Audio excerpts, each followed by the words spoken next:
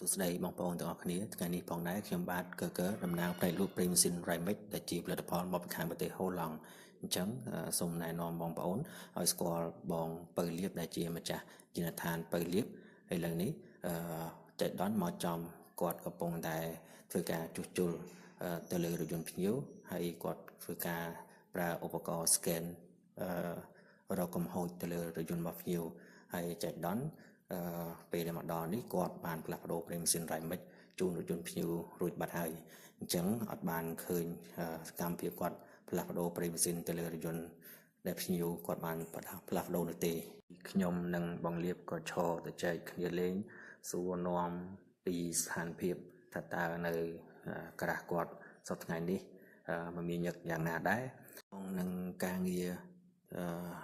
ផ្ដល់សេវាកម្មជួសជុលរថយន្តជូនភ្ញៀវបាទបងប្អូនអាចមើលបាន